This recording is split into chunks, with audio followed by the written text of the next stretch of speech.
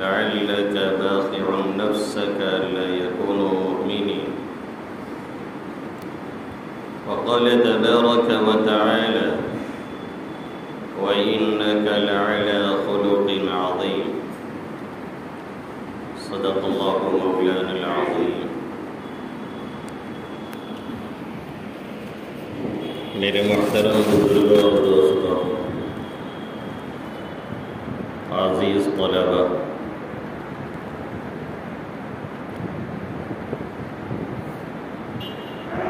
اللہ رب العزت نے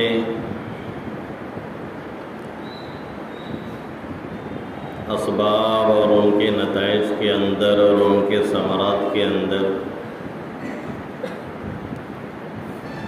ایک خاص جوڑ رکھا ہوا ہے۔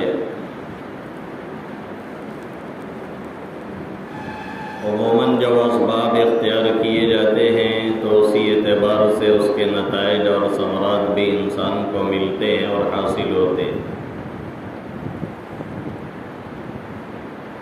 دوا ہو یا غذا ہو یا زندگی بچانے کا کوئی اور سامان ہو یا اپنی لائف اور زندگی کو تباہ کرنے والی کوئی بری عادت ہو، جیسی چیزیں ہوتی ہیں عموماً اس کے ثمرات اور نتائج ایسے ہی نکلتے ہیں اور ہمارے سامنے ظاہر ہوتے ہیں۔ ایک شخص مضر صحت اور صحت کو برباد کرنے والی چیزوں کو استعمال کرتا ہے تو آج نہیں کل اس کے نتائج اور بھیانک عواقب سے اسے سامنا کرنا پڑتا ہے۔ اور ایک شخص اپنی فٹنس میں دھیان دیتا ہے اور اس طرح کی چیزوں سے پرہیز کرتا ہے تو عموماً اس کی صحت بتا رہی ہوتی ہے کہ یہ شخص اپنی صحت کے تعلق سے کتنا حساس ہے۔ اور یہ لطیفہ ہے یا المیہ ہے کہ ہم میں سے اکثر اپنی صحت کے تعلق سے حساس نہیں ہیں۔ یہ ایک ریئلٹی ہے، گراؤنڈ ریئلٹی ہے۔ شاید کوئی یہاں بیٹھا ہوا کہہ رہا ہو کہ آپ بھی تو اس تعلق سے حساس نہیں ہیں، کبھی ادھر دکھتے ہیں کبھی ادھر دکھتے ہیں، وہ میری مجبوری ہے، ورنہ میں اس کا عادی نہیں ہوں کہ ادھر ادھر دوڑتا رہوں۔ اپنا خود کام ہے اور یہاں پہ کسی طالب علم کو بنا کر کے لا کر کے کھڑا کر دینا اور وہ کام پہ لگ جائے، اس سے بہتر کوئی تصنیف نہیں میرے نزدیک۔ لوگ مجھ سے بار بار یہ سوال کرتے ہیں آپ لکھتے کیوں نہیں، آپ کوئی تصنیف کیوں نہیں کرتے؟ اس سلسلے میں میرا مزاج عطا اللہ شاہ بخاری رحمۃ اللہ علیہ والا ہے، جو یہ کہا کرتے تھے کہ کتابوں کی تصنیف سے کہیں زیادہ ضروری ہے کہ کسی انسان کی تصنیف کی جائے، کسی انسان کو بنا کر کے کھڑا کیا جائے، وہ جتنا کام کر ڈالے گا وہ آپ کی کتاب عموماً نہیں کرے گی۔ بہرحال اپنا اپنا مزاج ہوتا ہے، تو یہ ہمارا اور آپ کا مزاج ہے کہ ہر آیت در گھسیٹم جو ملے وہ جانا چاہیے پیٹ کے اندر، اور اس کے بعد پھر الگ سے پچنول کھانا پڑے وہ ایک الگ بات ہے۔ یہ اچھی بات نہیں ہے۔ صحت کے تعلق سے ہمیں اور آپ کو تھوڑا حساس ہونا چاہیے اور تھوڑا دھیان دینا چاہیے، کیونکہ یہ بھی اللہ کی ایک نعمت ہے، اور تب تک اس کا سمجھ میں نہیں آتا ہے جب تک یہ نعمت چھین نہیں جاتی ہے۔ جب تک دوڑ رہے ہیں، چل رہے ہیں،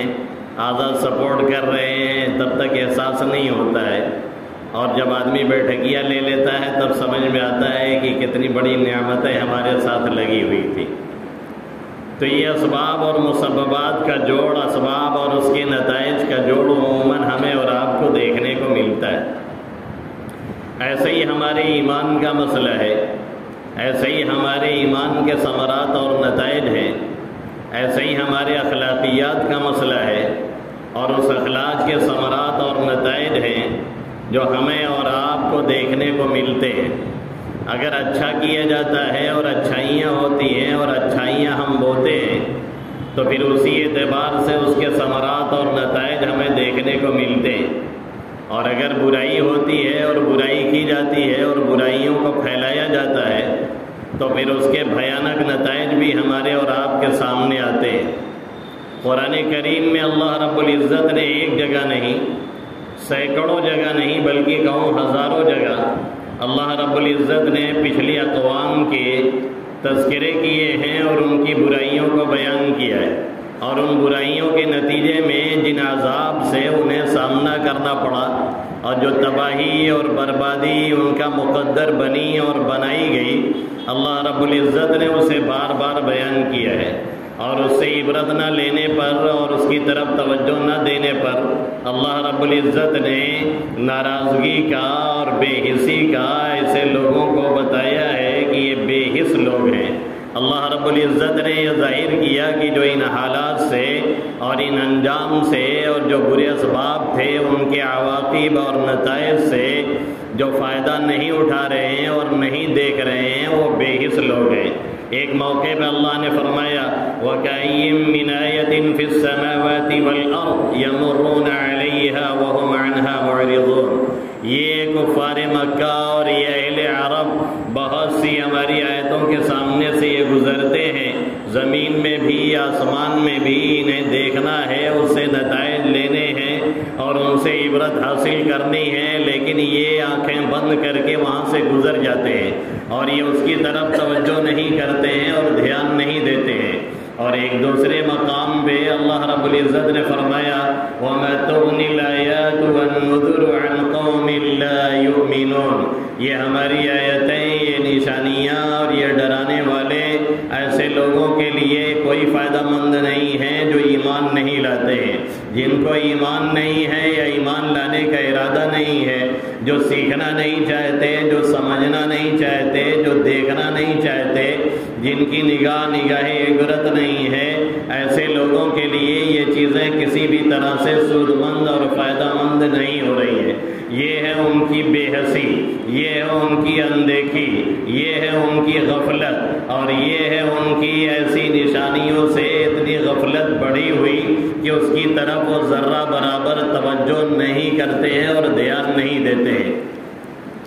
اللہ رب العزت نے ان آیتوں کے ذریعے سے ان کی غفلت اور بے حسی کو بیان فرمایا، اور یہی نہیں، ایک آیت میں اللہ نے یہ بھی کہا سَنُرِيهِمْ آيَاتِنَا فِي الْآفَاقِ وَفِي أَنفُسِهِمْ حَتَّى يَتَبَيَّنَ لَهُمْ أَنَّهُ الْحَقُّ۔ ہم انہیں قریب نشانیاں دکھلائیں گے، سنوریم آیاتنا فی الآفاق وفی انفسہم، اطراف عالم میں، دنیا کے کونے کونے میں، خود ان کی ذات میں ہم بہت سے اپنی نشانیاں انہیں دکھلائیں گے، اور دکھلا کر کے انہیں یہ سمجھانا چاہیں گے کہ اس سے عبرت، موعظت اور نصیحت حاصل کریں۔ وفی انفسہم حتی یتبین لہم انہ الحق، یہاں تک کہ انہیں یہ سمجھ میں آ جائے کہ حق یہی ہے، یہاں تک کہ انہیں معلوم ہو جائے کہ درست بات یہی ہے، یہاں تک کہ انہیں معلوم ہو جائے کہ سچ یہی ہے اور درست یہی ہے۔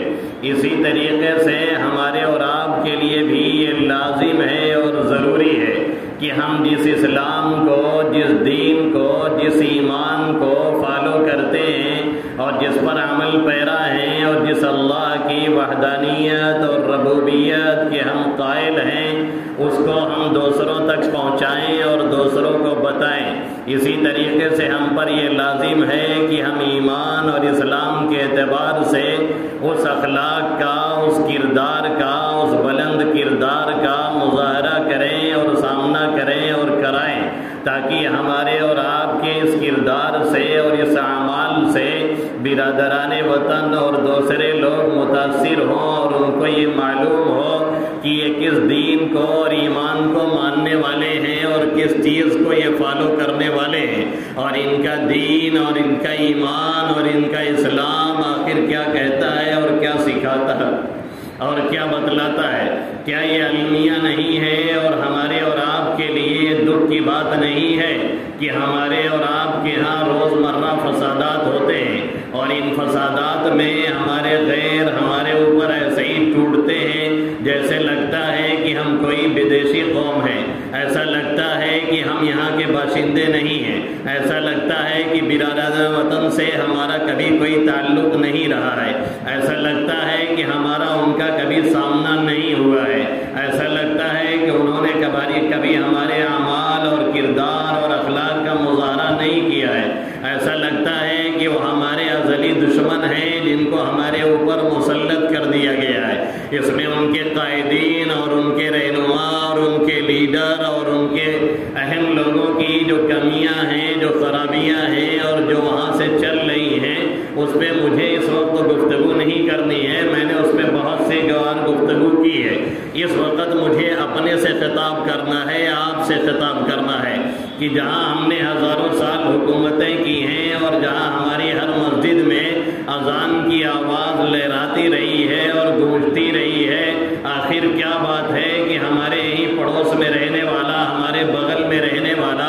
اذان کا ارتھ نہیں جانتا، اس کا مطلب نہیں سمجھتا، اس کا مطلب نہیں جانتا، اور ہمارے یہاں، آپ کے یہاں بہت سے ہمارے مسلم تجار اور تاجروں کے یہاں بہت سے غیر مسلم 20 سال 25 سال 30 سال اور 40 سال سے رہ رہے ہیں اور ملازمت کر رہے ہیں، جن کو ہم نے اپنے اخلاق سے، کردار سے یہ نہیں سمجھایا اور یہ نہیں بتلایا کہ اسلام کیا ہوتا ہے اور صاحب ایمان کون ہوتا ہے، مسلمان کیا ہوتا ہے اور اس کا رویہ کیسا ہوتا ہے، مسلمان کیا ہوتا ہے اور اس کا اخلاق کیا ہوتا ہے، مسلمان کون ہوتا ہے اور اس کی دینداری کیا ہوتی ہے، مسلمان کون ہوتا ہے اور اس کا طرز کیا ہوتا ہے، مسلمان کون ہوتا ہے اور اس کا انداز گفتگو کیا ہوتا ہے. جیسے وہ بات کرتا ہے ایسے ہی آپ بات کرتے ہیں، جیسے وہ بات کرتا ہے ایسے ہی ہم بات کرتے ہیں، جیسے وہ ماں بہن کی گالیاں دیتا ہے ایسے ہی ہم اور آپ بھی دیتے ہیں،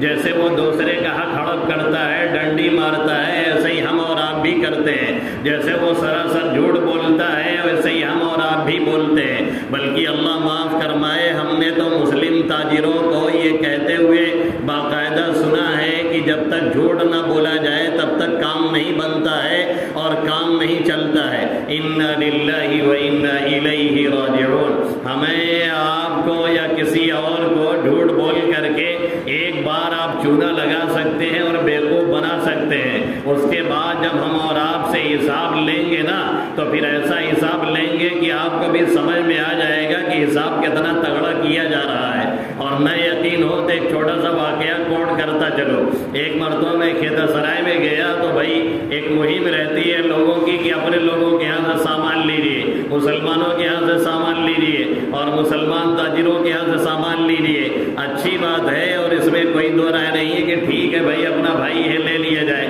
لیکن اگر وہ پیسہ لے کر کے ہمیں بجائے سامان کے زہر دے رہا ہے اور چونا لگا کر کے سمجھ رہا ہے کہ مولانا پورے بوکھل ہیں یا ہم نے ان کو الو بنا دیا ہے یا ان کو کچھ سمجھ نہیں ہے، تو پھر ہمیں بھی یہ بتانا پڑتا ہے کہ ہم کوئی الو نہیں ہیں، ہم دنیا دیکھے ہوئے آدمی ہیں، فیلڈ میں دوڑتے ہیں، ہمیں بھی سمجھ ہے. ایک ٹھیلے والے کے پاس گئے جو کہ مسلمان تھا، ہم نے سوچا کچھ پھل لے لیں تو اس نے پھل دیتے ہوئے اور سائڈ میں اگل بگل ایک دو دلال ٹائپ کے اس طرح سے وہاں رہتے اور بیٹھے رہتے ہیں جو کود کر کے ٹھیلے کے پاس اور دکان کے پاس آئیں گے، سامان چھونا شروع کر دیں گے اور جھوٹ موٹ کا دام پوچھنا شروع کر دیں گے تاکہ آپ الو بن جائیں اور بیوقوف بن جائیں، یا آپ نے دھیان نہ دیا ہو تو کبھی دھیان دے لیجیے گا. ایسے لوگ وہاں بیٹھے رہتے ہیں، اس طرح کی دلالی وہ کیا کرتے ہیں. اب ایک مسلمان اٹھ کر کے آیا اور اس نے کہا اب یہ کلوا کیسے ہے تو سیبوا کیسے ہے، تو یہ جو ٹھیلے والا تھا اس نے کہا کہ ارے یہ سب تو ملوا بہت ٹھیک ہے اور دمو ہمارا ٹھیک ہے،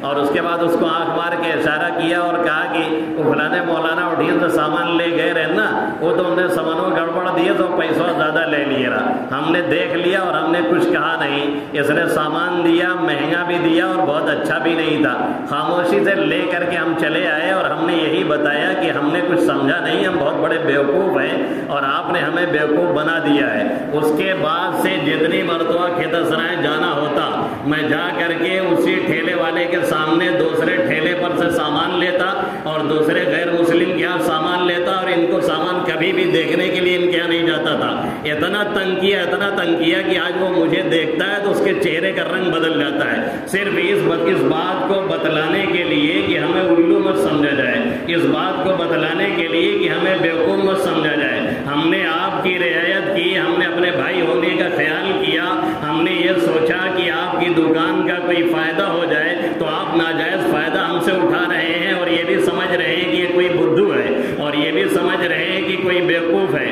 اور یہ بھی سمجھ رہے ہیں کہ پیجامہ اونچا ہے تو کچھ سمجھتا نہیں ہے، اور جب اسے پیجامے میں کوئی لپیٹ میں آتا ہے تب اس کو سمجھ میں آتا ہے کہ آخر کس سے پالا پڑا ہے اور سابقہ کس سے پڑا ہے۔ یہ ہمارا اور آپ کا طرز ہے اور یہ ہمارا اور آپ کا رویہ ہے، جس کی وجہ سے ہم اور آپ بہت کار مذلت میں جاتے چلے جا رہے ہیں۔ اخلاقی پستی اور اخلاقی گراوٹ اور ایمانی حرارت جو ہمارے اور آپ کے اندر ہونی چاہیے تھی وہ نام کی نہیں رہ گئی ہے۔ کیا یہ حقیقت نہیں ہے کہ ہزاروں سال سے یہاں ہم رہ رہے ہیں اور ہمارے برادران وطن ہمارے بغل میں رہ رہے ہیں، لیکن انہیں یہ پتہ نہیں کہ اللہ اکبر کا مطلب کیا ہے، انہیں یہ پتہ نہیں کہ اللہ اکبر جب یہ کہتے ہیں تو اس کا ارتھ اور مطلب کیا ہوتا ہے۔ مولانا علی میاں ندوی علیہ الرحمہ نے لکھا ہے کہ ہم ایک مرتبہ ٹرین میں سفر کر رہے تھے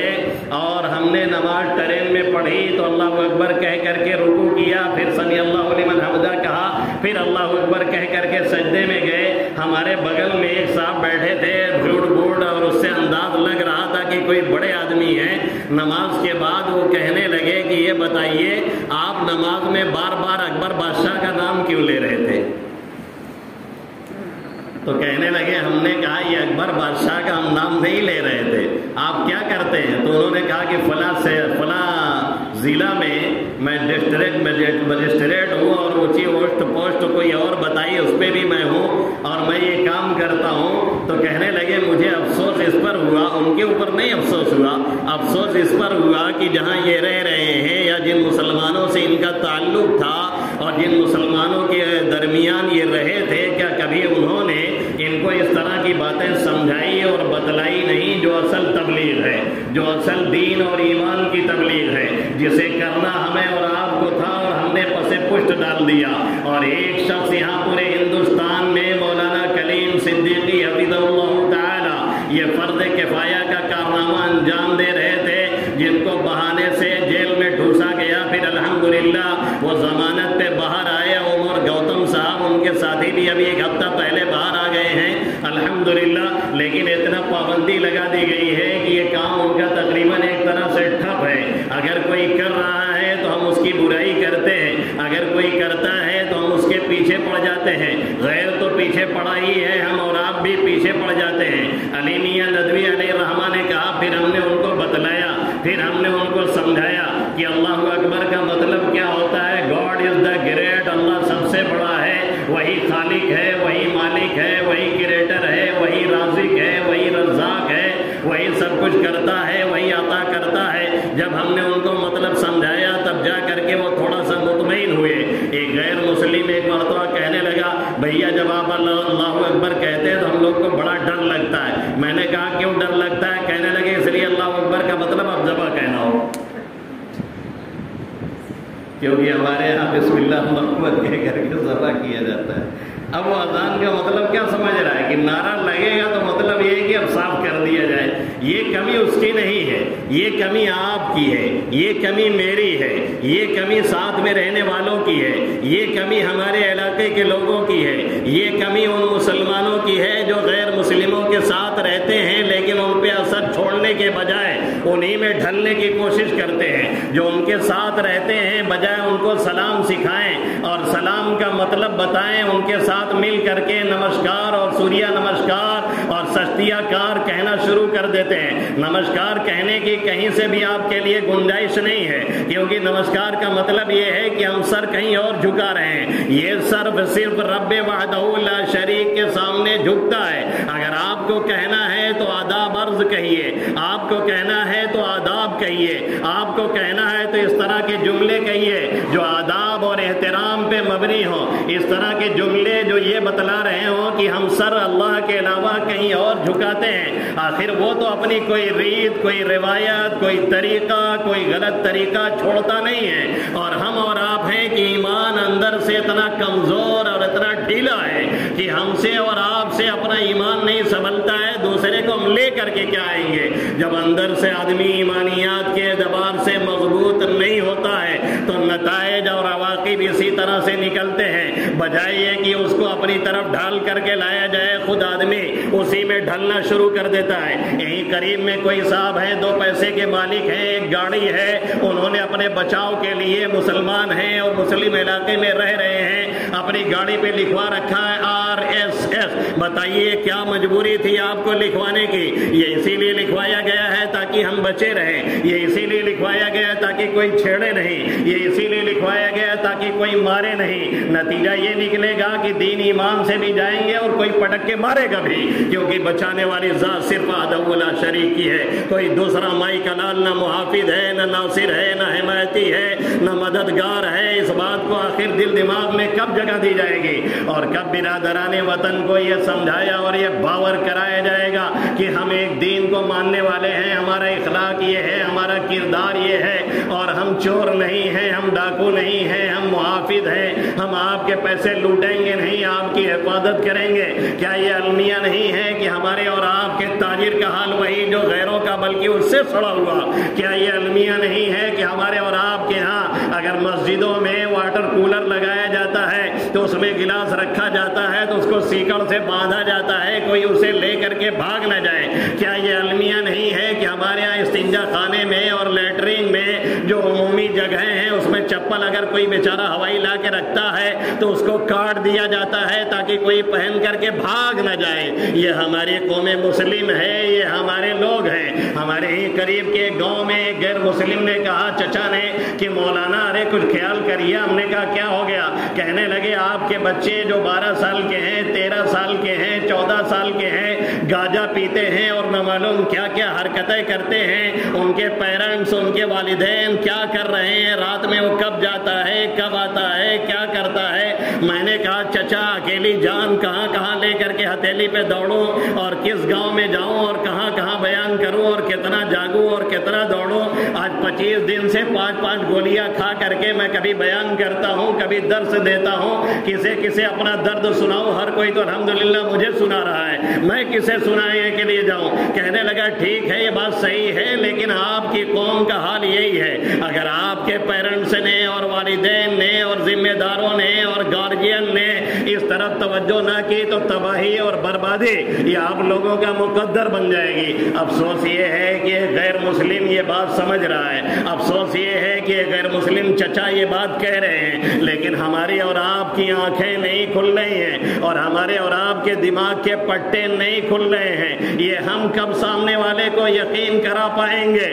کہ ہم ایک دین کو ماننے والے ہیں، ہم ایک اسلام کو فالو کرنے والے ہیں، ہمارا اخلاق کچھ اور ہے، ہمارا دین کچھ اور کہتا ہے اور ہمارا ایمان ہمیں کچھ اور درس دیتا ہے؟ اور جب تک اخلاقیات کے بام میں قوم مسلم آگے نہیں آئے گی اور یہ چوری اور یہ چماری اور یہ لٹیرا پن اور یہ چھچورا پن اور یہ غلط حرکتیں جب تک ہماری قوم نہیں چھوڑے گی، بلندی کبھی بھی مقدر نہیں ہو سکتی ہے۔ اللہ رب العزت نے قرآن مقدس میں ایک ضابطہ بیان فرمایا ہے، فَأَمَّا الزَّبَدُ فَيَذْهَبُ جُفَاءً وَأَمَّا مَا يَنفَعُ النَّاسَ فَيَمْكُثُ فِي الْأَرْضِ۔ جو جھاگ ہوتا ہے، کچڑا ہوتا ہے، کوڑا کرکٹ ہوتا ہے، اسے ہٹا دیا جاتا ہے، اسے ڈھکیل دیا جاتا ہے، اسے بہا دیا جاتا ہے، اور جو لوگوں کی نفع رسانی کے کام آتا ہے وہی زمین میں رہنے کا حقدار ہے اور اسی کو ملے گی جگہ اور وہی زمین میں رہے گا۔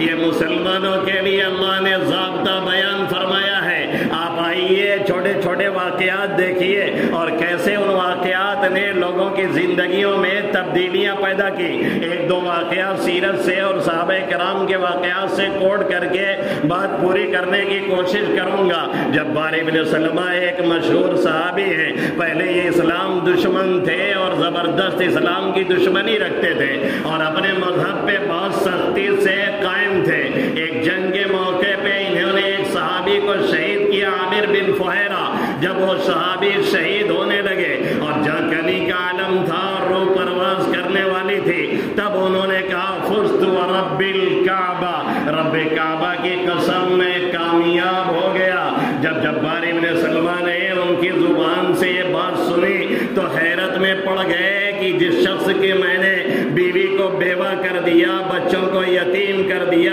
جس کی دنیا اجاڑ دی اور جس کی میں نے جان لے لی اور وہ جان کنی کے عالم میں ہے، مرتے وقت کوئی جھوٹ بولتا نہیں ہے۔ عرب والے تو مرتے وقت کیا اچھے حالات میں بھی جھوٹ نہیں بولتے تھے، یہ تو ہم اور آپ بول رہے ہیں۔ وہاں کے کفار بھی کتنی مشکل میں پھنس جائے جھوٹ نہیں بولتے تھے، تو مرتے وقت آخر وہ کیوں کر جھوٹ بولتے؟ جب انہوں نے ایسے موقع پہ کہا فزت ورب الکعبہ، رب کعبہ کی قسم میں تو کامیاب ہو گیا، اب یہ سوچ میں پڑ گئے کہ میں نے اس کی بیوی کو بیوہ کر دیا، بچوں کو یتیم کر دیا، اس کا گھر بار میں نے اجاڑ دیا، اس کی دنیا میں نے ختم کر دی، یہ دنیا سے جا رہا ہے تو اتنے اونچے جملے یہ کیوں کر رہا ہے؟ دوسرے صحابہ کرام سے انہوں نے پوچھا اور معلوم کیا تو انہوں نے بتایا کہ اصل میں یہ جام شہادت انہوں نے نوش کیا ہے اور یہ سیدھے جنت میں پہنچیں گے اور یہ اللہ رب العزت سے ملاقات کریں گے، اور ایک ایمان اور صاحب ایمان کی یہی آخری خواہش ہے کہ کسی طرح سے جنت ملے اور اللہ کا دیدار ہو، اور رہے بیوی اور بچے جو اس انداز سے جاتا ہے اللہ اس کی کفالت اور حفاظت کرتا ہے۔ اس لیے انہوں نے کہا فزت ورب الکعبہ، رب کعبہ کی قسم میں کامیاب ہو گیا۔ یہ جملہ سننا تھا کہ جبار ابن سلمہ نے بھی کلمہ پڑھ کر کے اسلام قبول کر لیا۔ یہ ہے اسلام کے ماننے والے جنہوں نے آخر وقت میں بھی اپنے ایک جملے سے ایک اسلام دشمن کے دل و دماغ کو چینج کر دیا اور اسے اسلام کو ماننے پر مجبور کر دیا۔ آئیے صلح حدیبیہ میں اللہ کے حبیب صلی اللہ علیہ وسلم نے 13 سال مکہ میں گزارے ہیں، تبلیغ کی ہے، قرآن کی آیتیں نازل ہوتی رہی، کوئی نہ کوئی اسلام قبول کرتا رہا، جو اسلام قبول کرتا وہ بھی تبلیغ کرتا۔ نبی وہی ہے، اس کے اخلاق وہی ہیں، کردار وہی ہیں، پیروکار وہی ہیں، قرآن کی آیات وہی ہیں، معجزات وہی ہیں، نزول آیات اسی طرح ہیں۔ اور اسی طریقے سے 10 سال اللہ کے حبیب صلی اللہ علیہ وسلم مدینہ میں رہے اور وہاں بھی تبلیغ چلتی رہی اور ساری چیزیں چلتی رہی،